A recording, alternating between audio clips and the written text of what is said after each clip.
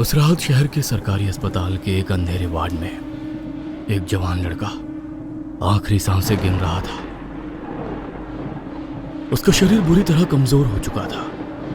आंखें अंदर धंस गई थी, जैसे कहीं रात से सोया ना हो, और चेहरा इतना पीला पड़ चुका था जैसे शरीर में खून ही ना बचा हो।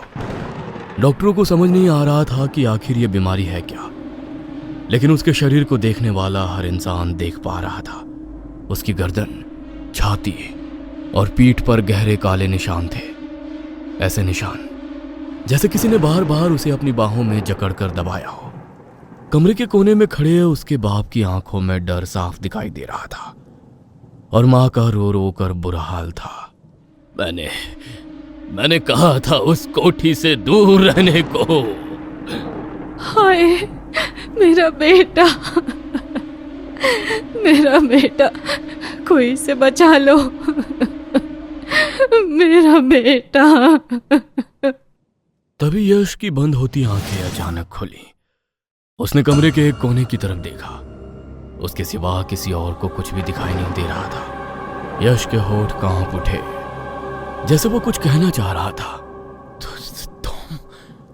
तुम फिर आ गई। उसी पल कमरे में एक बहुत हल्की मीठी खुशबू फैल गई। खिड़की के पास लगे पर्दे अपने आप हिलने लगे, जैसे किसी ने अभी अभी वहां से गुजरकर उन्हें छुआ हो। और फिर यश के होठों से एक आखिरी चीख निकली। इसके बाद उसका शरीर एकदम ढीला पड़ गया और डॉक्टरों ने उसे मृत घोषित कर दिया।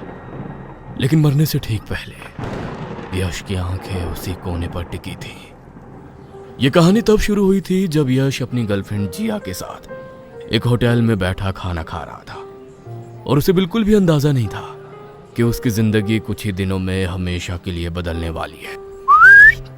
कब से तुम्हारा सारा ध्यान केवल खाने पर है? अरे एक बार मेरी तरफ भी तो देखो।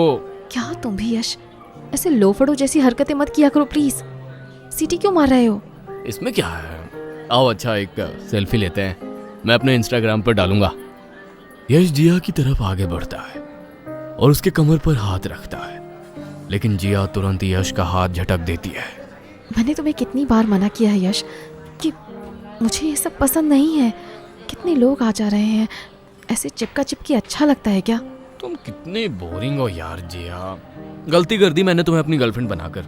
सीटी मत बजाओ, आंख मत मारो, कंधे पर हाथ मत रखो, यहाँ मत छुओ, वहां मत हाथ लगाओ। तुम क्या भजन करने के लिए मेरी जेब बनी हो? वाओ, तो तुम सिर्फ यही सब करने के लिए मेरे साथ